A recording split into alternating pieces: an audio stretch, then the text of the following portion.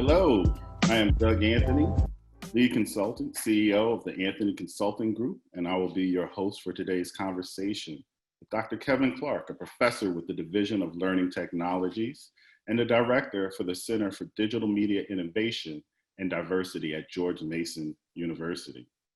The Education Leadership for a Digital World webinar series explores what it takes to recruit, prepare, and support principals as digital school and community leaders. There have been 2 outstanding webinars to date, and if you missed either of them, you can find the recording at digitalpromise.org/webinars. Thank you for joining us today for the 3rd in this series, Technology-Based Learning Environments, Helping All Students Learn at Home. You may have questions as we move throughout the conversation, so please feel free to add them to the Q&A. We have a lot to talk about, and we'll try to get to all of your questions, so please feel free to introduce yourself in the chat. With me today is Dr. Kevin Clark. As mentioned, Dr. Clark is a professor of learning technologies and founding director of the Center for Digital Media Innovation and Diversity at George Mason University. His research has explored the impact of STEM instruction in non-formal learning environments, elementary, middle, and high school age students, the digital lives of African-American tweens, teens, and parents, and issues of diversity and inclusion in children's media. Dr. Clark has been recognized as a fellow for Television Academy Emmy Foundation and by former President Barack Obama as a White House champion of change for his work in supporting and accelerating STEM opportunities for students, schools, and communities. You can read his full bio online. Welcome, Kevin. Thanks, Doug. First, I want to start by recognizing the context of this webinar amidst current and historic events. It has been an exceedingly complex time, as you know, with the horrific death of George Floyd, the ensuing unrest, protests, and deepening commitment across the country. The global pandemic with COVID-19, a disease that has disproportionately affected people of color, has created a shift to students learning at home, teachers teaching virtually, and principals thinking through types of support they can provide. So creating an inclusive and supportive technology-based learning environment is critically important. So I'll be glad to have this conversation with you today, Kevin. So I'd like to start by hearing you share your thoughts and perspective on the unique challenges principals, schools, and school districts face relative to technology in the context of this moment. What are you seeing? Well, one of the things I see in this moment is that principals and leaders are now being asked to take on additional responsibilities. And the school day and school resources have been extended outside of the school building. And so what we see are principals now having to deal with broadband in neighborhoods, access to educational materials, access to media and computers and technology. Whereas before, everything was really confined to the school building itself. And so additionally, there are concerns about access to content, right? So access to what type of content. Typically, when you're in a school building, you can kind of control the flow of content. Many, in some instances, websites and online resources are blocked because of issues of safety. Right. But what we find now is that all of those concerns are magnified because students are in their homes. Makes sense. I have 2 children of my own, and so this online experience has been a unique one, particularly for a high school student and a student in college.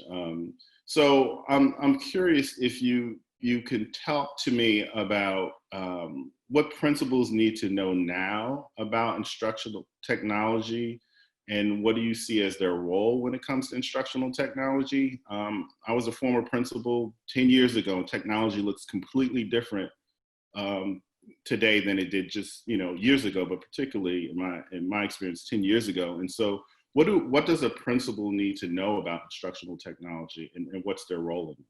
Right. So as you've mentioned, Doug, the roles have changed, right? Before, technology was seen as a tool, which it is, but it was a tool that only certain people were concerned about or were kind of facile with. And so now the concept of technology as a part of the education process has become more integrated and more integral to the success. So what does a principal need to know? Well, a principal has to have a clear sense of what their goals, outcomes, and measures are, because they can then figure out how to use technology to help them achieve those goals, how to use data to help measure their success and progress, and also how do you make sure that the resources are available to do the first two, meaning achieve goals and utilize data. So I think principals now have to take a more holistic view of technology, right? Before it was make sure everything is working, make sure it's up, make sure the internet doesn't go down. Now it's really about a more holistic, systematic approach. Are there when we talked the other day, one of the things that struck me in our conversation was understanding the resources schools do and don't have in terms of people who could help with the facilitation of technology. So it's one thing in a building to have maybe a technology teacher or a specialist with you. It's another when you're virtual. Right. So I'm wondering, what are your thoughts about ways that principals can engage their teachers virtually? You have thoughts about how that might look and what one might do? Right. So traditionally, there's been a technology professional in the building, right? And some schools either have one, they don't have one, or they share one. Now, I think that expertise has been distributed or needs to be distributed. And one of the things that principals should look at is the notion of enabling, assembling, and supporting talented technology professionals, right? Almost like creating a tech core in your school.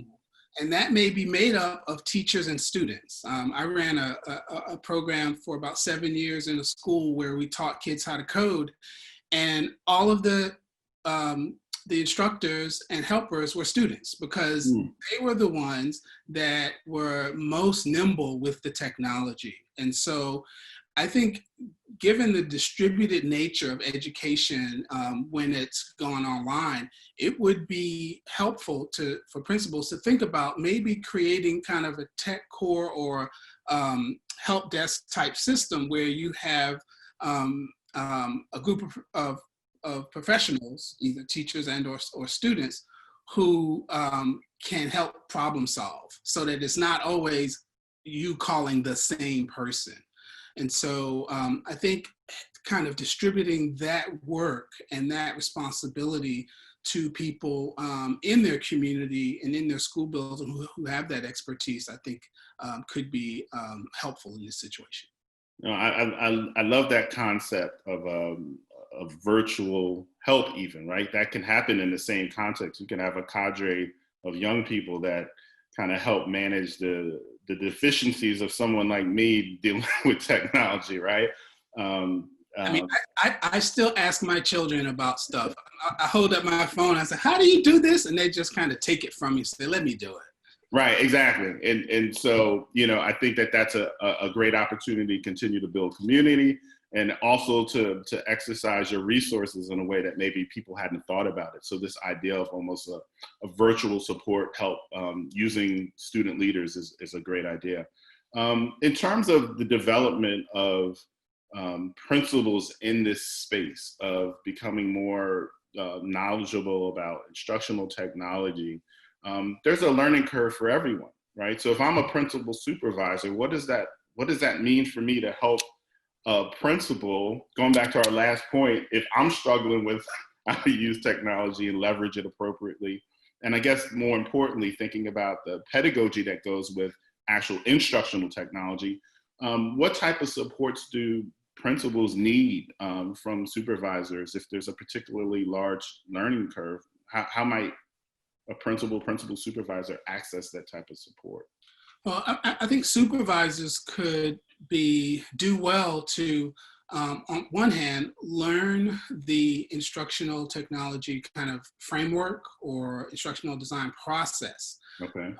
And it's, analysis, design, development, implementation, and evaluation. And knowing those steps can inform how you make decisions, how you allocate resources, what information needs to be gathered. So for example, the first step in the phase is analysis, right? And that means you're going to do a needs analysis and determine what the needs are in order for you to achieve your goal. And so if you know that that is the first step, then you will marshal the resources, whether it's data, whether it's technology, whether it's pedagogy, to get a sense of what the needs are for not only your students, but your teachers, and then use that to make decisions about technology allocations, about budgets, about timing, about curriculum.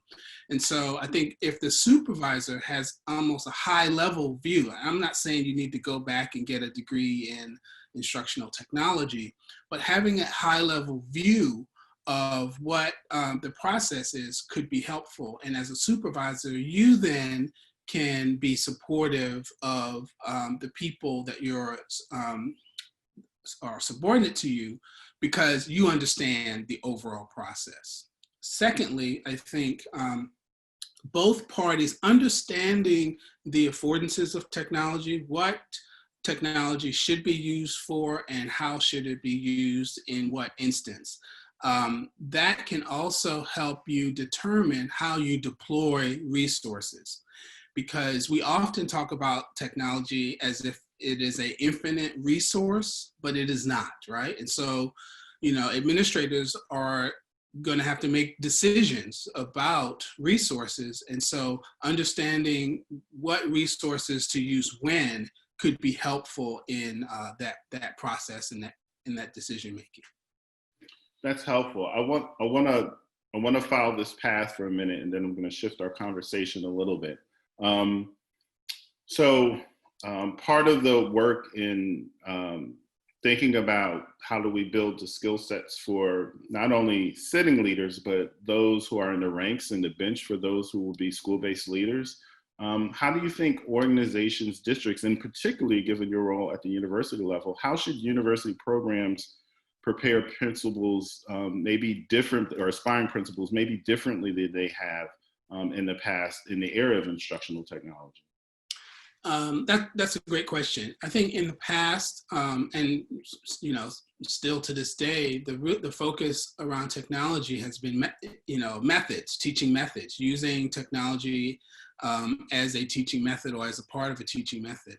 Mm-hmm. I think now we need to think about it more as management. How are we managing, implementing the technology? As technology becomes ubiquitous, we'll spend less time on the fact that we're using a piece of technology for this lesson, and more of how do we manage the implementation of this technology throughout the entire curriculum.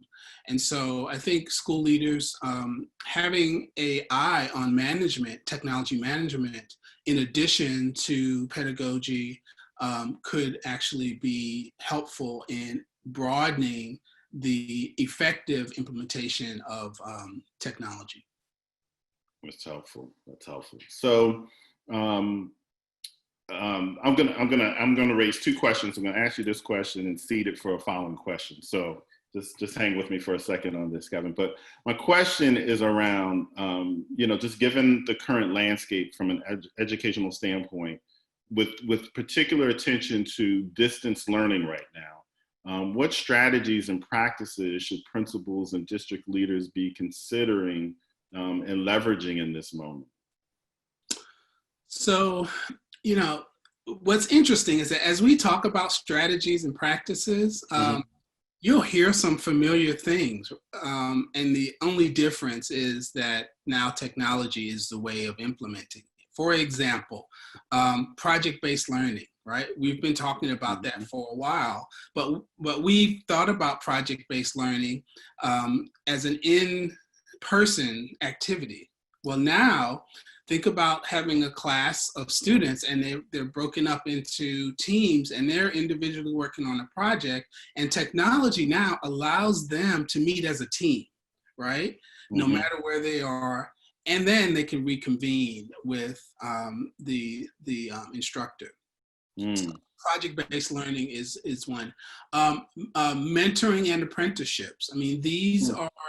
are approaches that, you know, in the past, again, we've thought about them as an in-person implementation, but you can do the same thing virtually. So now, if I want to serve as a apprentice to a environmental scientist, well, guess what? Virtually, I can connect with environmental scientists and learn from them directly. And that can also be the same for the class. And then thirdly, there was this discussion of flipped classrooms, right? Right. Providing the content and then using instructional time or face time, not the application, but the opportunity to actually delve deeper, right? To answer questions, to clarify. And so because of technology, we can create depositories where that content resides, and we can refer people to that, students to that content, and use the virtual conferencing time, if you will, to actually acquire and get more clarity around the content. So even in those three examples, those aren't brand new ideas. They're really the same ideas. It's just now we focus a lot more on the effective integration of technology to carry out those ideas. Great, great. So I'm gonna pull a question here from the Q&A, Kevin. Okay. And it's interesting because I think I shared a similar conversation with you that this question raises.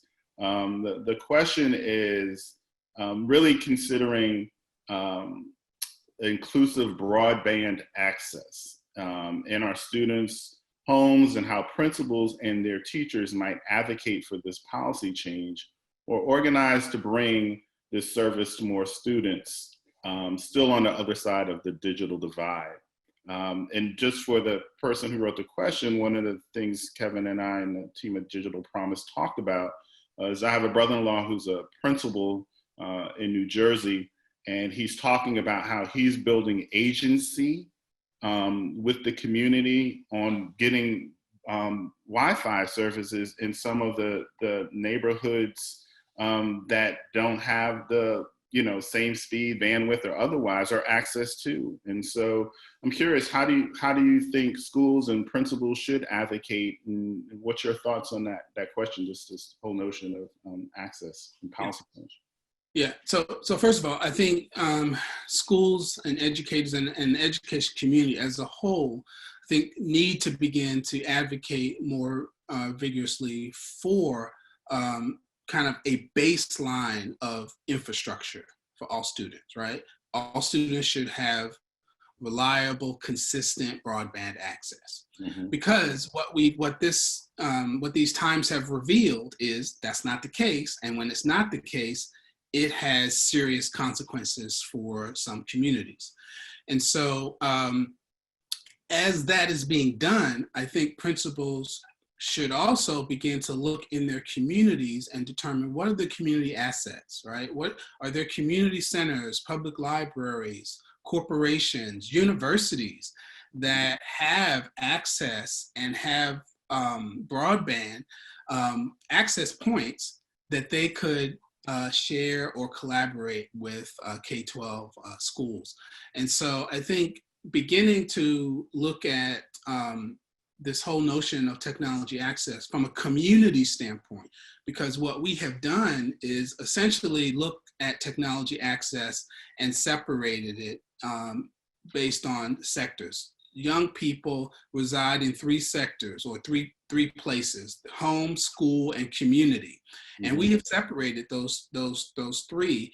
And if we could figure out how to create a consistent technology access plan across those three, then I think students would benefit from it. Similarly, like, we all have cell phones, and when we go to work, we still have coverage. When we go home, we still have coverage. When we go to the grocery store, we still have coverage.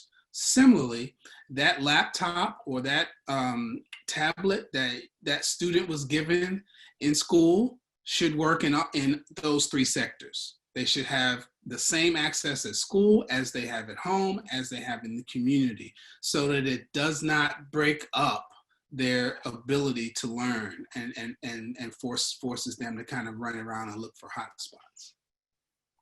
That's great. One of the things that I think about is the kind of historical evolution of technology, and having a conversation with my dad about some of the inventions that they didn't even think of that are now, now we have phones in our in our hands, to your point. One of the questions from the Q&A kind of speaks to this idea of how do principals help teachers embrace the integration of technology, so it's not either just an add-on, or it's like, I'm not in the moment, now I'm going to use technology, or I'm trying to translate what I'm doing, what I did in person virtually, because it doesn't equate the same way. Are there ways that you think we should have, ways that principals should think about that? How should they just talk about maybe the overall integration of technology, so it doesn't become an add-on or another thing, or you're struggling when you have folks who have different years of experience working with technology in the classroom as classroom teachers, some who are digital natives, others who are really struggling. So how does a principal manage all of that, Kevin, or could? I think the big thing is to help people understand why you're doing it, right? And so I'll use myself as an example. I'm considered, people may consider me a techie, that's debatable. But I was a holdout for back when we had PDAs, professional data assistants. I was a holdout. I had a paper one, right? Because it worked for me, right? It was really fast. I could open it, write down an appointment. I could flip to the back and find somebody in my date book. Yep. And everybody was buying Palm Pilots and, all of these, the Newton. And so, but I was not having it until I lost my book. And then I realized, oh my God, I don't have a copy of this, right? Now, I found it, but what it showed me is I need to have a copy of this. And at the time, the best way to do it was digital. So then I switched over and I entered all that information. So because there was this learning curve that I had to go up in order to get to this technology adoption, right? And for me, the learning curve was entering everything into this new device. And so similarly, I think when we do technology integration and we talk to educators about how to integrate technology into their work, we have to start with, okay, this is what you're doing now. Here's how technology can actually expand, accentuate, add to what you're doing, right? And so then the educator can see the payout, right? The benefit that not only they get, but their students get. When you talk about simulations and having access to simulations in science, and you tell a science teacher, you know what? You don't have to worry about all those Bunsen burners and all those chemicals and be afraid of what may happen in the lab, because you can simulate and do it virtually. Right. Well, the teacher understands that, and then they are more susceptible to want to integrate that into their practice. What I think we do wrong sometimes is we come in with a sledgehammer and say, everything is going online today, right? And we don't give people a chance to kind of make those gradual steps of technology adoption, right? And so I think, clearly the times now require online education and online implementation. But I think giving people, giving educators the opportunity to gradually learn and find out how and why this technology adds to their pedagogical practice is priceless. Because then once they get it, you have them, and you don't have to keep reminding them Right. on a constant basis. So that's interesting. I'd love for you to talk a little bit more about how a principal, teachers might, like, how do you build a frame for that? Like, are there technology standards? Are there frameworks? Are there audits? Like, what type of resources or opportunities are there out there for principals and others to learn how to do what you just said? Because it takes time, but there's an urgency about what needs to get done, which is always the hard part. So it's like, yeah, I would love to be able to do blah, blah, blah, but I don't know if I can get at that organically. So do you have suggestions on like particular frames of reference or resources that people could look at in particular for what you just said? Right. So, at the end of this, there's going to be a list of resources, and some of that kind of gets at this, the process of technology adoption, and how it's implemented in different settings, whether it's community-based or school-based. But I think what educators need to do is to really hone in on their goals and outcomes, and then look at, okay, how can technology help me get there? And so, just as in a prior question, we talked about different strategies for using technology, whether it's project-based, flipped classroom, or apprenticeship. Those are just good practice, right? And so I think what I often tell teachers is that good practice is technology agnostic, right? I remember when everything was supposed to be put on a laser disc, and that was going to save education. Then we went to CDs, and that was going to be, and so, teachers are exhausted by each time they're being asked to adopt this new technology.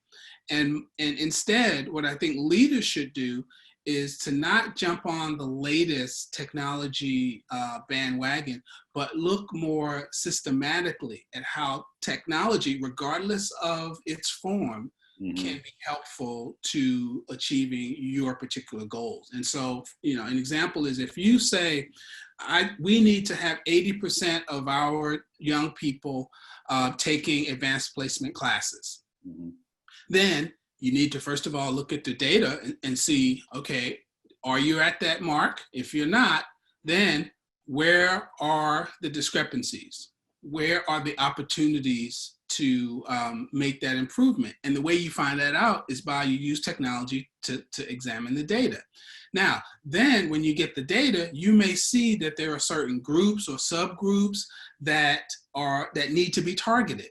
Right. And so then you figure out, how do we target those groups? And how do we use technology to do it? Does it mean equipping those students with extra resources so that they have extra time for practice, exposure to tutors and helpers and content? And so all of those things are not technology centric. That's just good planning. And you have to really think about, how do we then use the technology as a part of that planning process? No, that, like you said, that's just sound planning, right? And being thoughtful about it. And just given the complexity of everything that's going on, and I guess as a principal, as a former principal, I should say, managing all of those different tasks become increasingly difficult. And so I want to go back to the kind of the virtual nature of the work. Principals, school districts are right now looking at scheduling, right? So if schools reopen, they may have some blended model where there's a rotation where students have some face-to-face time in a building with teachers and then some virtual instruction time, or at different periods of the year it may shift. You have any thoughts about what, how people, and given your last point about planning, I'll qualify it with, yep, great planning will be important, but are there any thoughts you have about this notion of moving forward as like kind of a virtual platform of instruction and then face to face, and how that might look? Have you thought about that? Yeah, I actually think the virtual environment could actually be used to take advantage of a couple of things, and that is, one, in person, especially for meetings, right? Most of us have experienced a multitude of virtual meetings, right? We meet more now than we probably did in person. And so I think what technology has shown us is that we can touch base and have access to one another more readily, right? And it's more targeted. And so I think using technology to say, Doug, let's have a quick call and we're going to talk about X, Y, and Z, right? Versus in the past, I would have to walk down to your office. Somebody might be in there and something may come up. Somebody may come into your office. That's not happening now. And so I think that's one way that leaders can kind of exploit, if you will, this virtual environment. The other thing I think is that access to content, right? In the past, we know that some students don't have access to all the content, whether it's, you don't have AP classes at your school, or you don't have that advanced class or content. And I think now we can access it. We can resource it. We can find out, even if it's not taught in my class, I can find that it's taught at another school and then gain access to it. And so I think this online format could provide access to additional resources. Now, the flip side, that it could exacerbate an already existing divide. Absolutely. So not only are we talking about access to technology in terms of the physical device, but then the broadband, and then even if you have a device and broadband, you may not have the expertise in your home, right? If something happens, who do you go to? Right. Knowing where to go. And then the other thing that I think a lot of us have not thought enough about is, with being online so much, what are students being exposed to, right? One of my studies, the study on the digital lives of African-American tweens, talks about the exposure to negative content for African-American students. 25% of the time they're exposed to negative content regarding race, 30% of the time is regarding gender. And so now that kind of the internet is our library or classroom, we have to really understand that students of color are just in a normal day are being bombarded with negative images. And so then to compound that, because you're now requiring them to be online even more, I think we have to be cognizant of that and make sure that the content that we provide our students access to is diverse, has multiple perspectives, because you don't want them having to go look around for it on the web, because chances are they'll come into contact with something that's negative. That's such a great point. Thank you for sharing that. I have two really interesting questions that are connected to our conversation, but I'm really curious to hear your response to this, because I have the same question. So we have Zoom meeting after Zoom meeting after Zoom meeting sometimes, and now you have children who are we're always staring at a screen. And so one of our participants here asked, they said, I'm curious to learn about any techniques or strategies to avoid screen fatigue as we drive youth online as a sole or hybrid way of learning. Do you have any thoughts about that, Kevin? Yeah, I mean, I think we're all learning about this as we go. What I try to do, I have two children. I have a 17-year-old daughter who will be starting her senior year in high school next year, and a 20-year-old son who will be starting his senior year in college Mm-hmm. next year. And so one of the things that I look at with their use of technology is some of it is what they were normally doing, right? They were FaceTiming or Snapchatting or whatever the kids do these days. Um, but I also think there needs to be a break, right? And so I remember my wife told my daughter to reach out to one of her friends. And my daughter was sitting there with her phone and she said, okay. And my wife said, no, no, no. I mean, reach out to her. She said, I did. Because she had just typed, and she's like, well, I mean, call her. Right. And talk to her voice to voice. And so what I think we need to do is try and strike balance where possible. Mm-hmm. I actually, even though everybody wants to have Zoom calls, sometimes I'll say, you know what, let's just have a phone call, Yeah. right? So that I can talk and not have to worry about, how I look from the waist up. And so I think having some variety in how we use technology. Now, right now, it's pretty much Zoom or phone. Right. And so those are the big things. But I think varying also the techniques that we use for the use of technology, having smaller meetings, right? You don't have to have a Zoom that has 50 people on it. Right. You could, create different groups or Yeah. pods. And so I think finding ways to kind of mix it up so that you're not staring at a screen all day. No, that's helpful. One of the things that we started to do in this household is create space just to actually talk, and using a book to raise provocative questions about how you think about things, and just it gives us a moment in the family just to all of us put our phones down, our laptops or whatever. So I appreciate that. Here's another interesting question that kind of goes back to what I said about my dad thinking about the evolution of technology as an 85-year-old man. Is this one of our participants talks about 1970s, the calculator were invented, and there were actually tutorial classes to learn how to use a scientific calculator. And then those classes kind of went away as the calculator became a tool of instruction. The question is, with what has happened now, do you anticipate the actual technology courses will go away?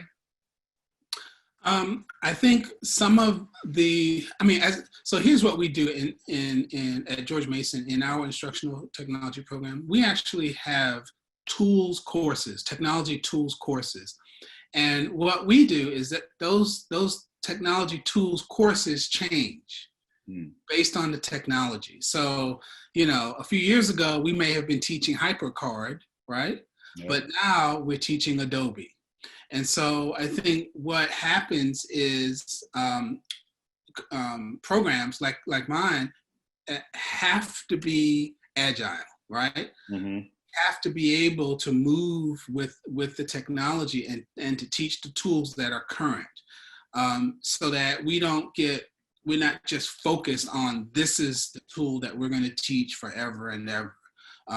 Also, I think really including this whole notion of technology management and even project management. We now have instituted, we have been teaching a project management course in our program for a while to help educators understand when you are designing or creating educational content, yes, there are lesson plans, but then there's a whole larger project plan that you should also be aware of, especially when you're creating instruction that may go beyond your classroom, like you're creating instruction to teach people how to use a school-wide system. Mm-hmm. And so I think, being able to move with the technology and then teaching those larger, broader classes is I think a way to stay current. So the short answer is I don't think technology teaching technology will go away. I think it'll just it'll just evolve as the technology evolves. Great. Here's another question from the Q&A. It kind of brings us back even to, again, thinking about, for me, the principal's role given our current climate, but also in just what's been experienced over years when you have children and families who are impacted by poverty, and particularly when you think about students, how a principal in the school district works to support families and their students who might be, technically defined as homeless or in housing situations where they don't have the consistent quiet or focused safe space to do schoolwork and distance learning. Have you had experience, or do you have advice for how, again, school districts should think about this, principals should think about this in particular? Yeah, that's a challenge.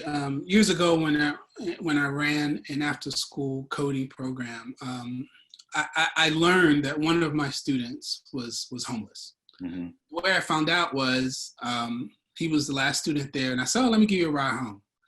And when I dropped him off, it was in front of like a fast food restaurant. I was like, "This is weird." Mm-hmm. And so I just kind of stuck around because I wanted to make sure he was safe, and I realized he didn't have anywhere to go. And so I think as an educator, a lot of things go through your head, right? You're like, okay, first of all, I got to make sure that this child is safe. I have to make sure that this child has the bare essentials.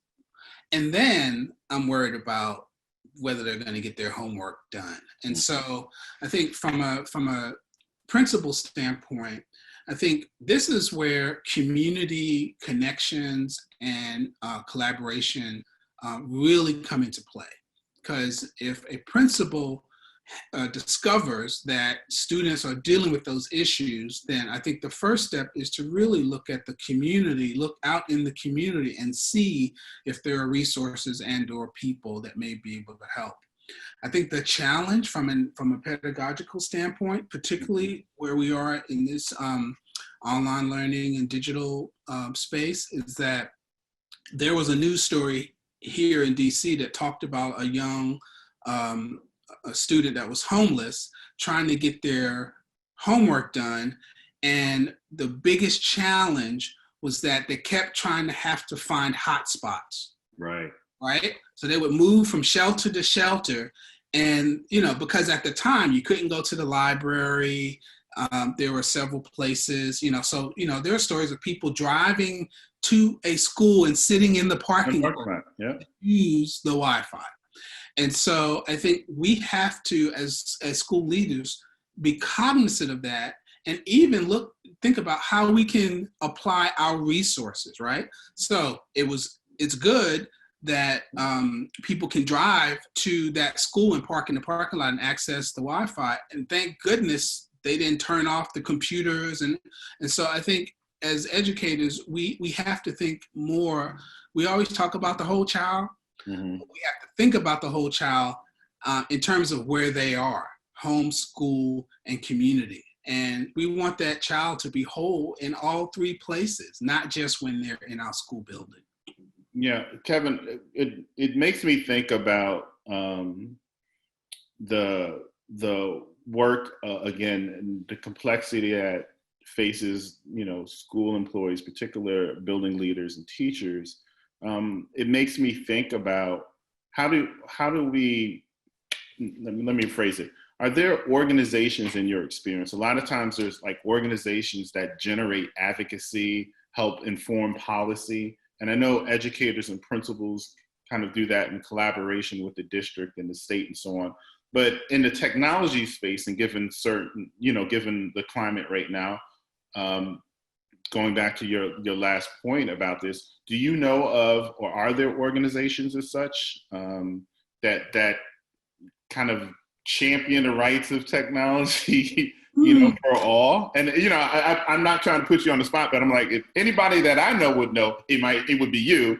But if not, I guess I just raised that. It seems like we have a lot of momentum around social justice, and when you think about the inequities and the disparities that exist, particularly around technology and Wi-Fi, the driving from parking lot is the exact same thing I've talked to principals across the country about every day.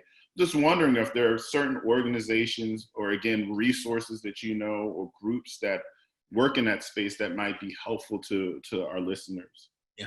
Well, one, I mean, Digital Promise is, and I'm not just saying that because I'm here, Right. but the thing about Digital Promise is that they have research that supports their advocacy, right? And so, which I think is important, because it's one thing to advocate, but if you don't have research that supports and sustains your efforts, then people may or may not listen. I think there's a woman, Nicole Turner Lee. She's at the Brookings Institute. She does a lot of work on broadband accessibilities for underrepresented populations. She looks at not only urban communities of color, but she looks at rural communities. She looks, we haven't even talked about reservations or, so there are, those are the two that come to mind.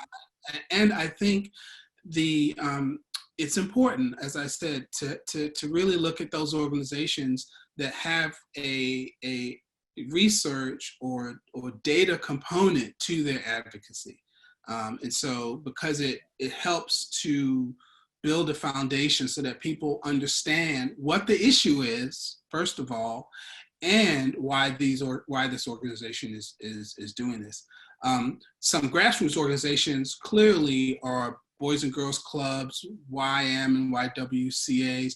Those organizations are on the ground doing the work, right? They have centers spread around, and they really need people's support, because they need someone to come in and say, I'm going to support this after-school program, or maybe I'm going to collaborate with you to do research on the effectiveness of this after-school program. So then you have the research to uphold the work that you're doing. So those are the ones that I can think of. Really helpful. Thank you, Kevin. I'm gonna leave you with this one question to give us, since we're about 12 minutes out from the conclusion.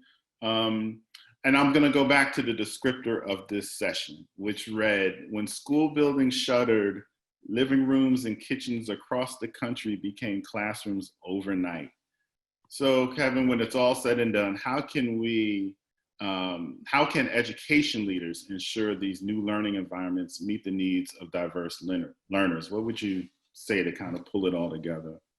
So I think the first thing we need to understand is that these new learning environments are not all the same. And, I think about when you just said that, the title, and I think about, myself growing up in a house with, I think we had like 7 to 9 people in a 3-bedroom house, right? Mm-hmm.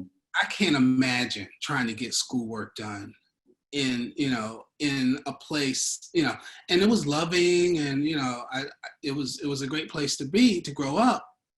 But if I had to go in a corner and, try and do a lesson, it was, it would not have worked out well. And so what I think we need to, first of all, begin to do is to not make assumptions about people's environments. And, there were several articles that came out right when all of the colleges closed, right, students home, and all of a sudden students realized, oh my God, some of us are going to the Hamptons, right? And some of us are going to a crowded 1-bedroom, and we still are trying to do work. Yeah. So I think looking at the environments that young people are having to be in to learn, because in most cases, school was the refuge, right? School was consistent, right? I have a locker, I have a classroom, a chair, I have space. And so that's the first thing. The second thing is to really think about access. And I don't just mean access to technology and broadband, which is crucial, but access to expertise, right? We know that parental involvement is huge, right? In one of the main predictors of students' success. In the times we are now, that parent who normally could be home and help with homework after school ended is now, they're at work, right? They're an essential worker. So they're at work during the day when the child is at home trying to tackle the schoolwork. And so we need to provide opportunities to give that student access to expertise. So having a virtual online tutor line, almost like, around Thanksgiving, you have the Butterball hotline. Schools need to start having these hotlines so that kids can call when they're doing homework and Yep. nobody's there, or even when somebody's there and just doesn't know the content like me.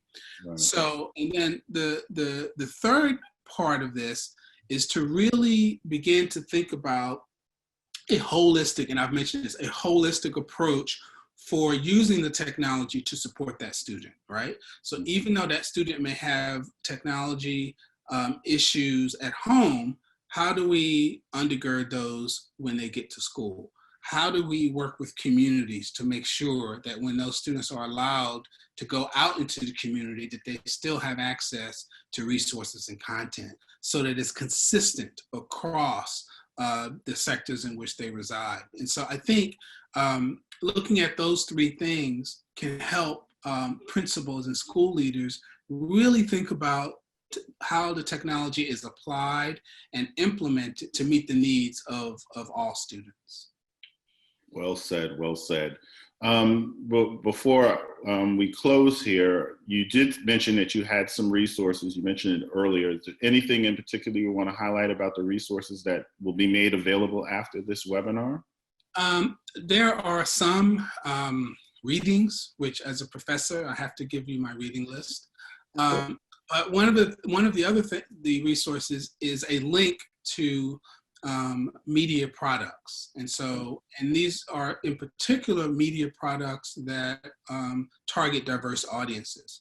And so everybody is typically familiar with some of the more popular media products, but what I try to do is highlight products that you probably haven't heard of that I think are good educationally, that either target diverse audiences or have diverse creators. And now in particular, I have a section up front that identifies just a couple of resources for educators and parents to use to talk to their young people about racism.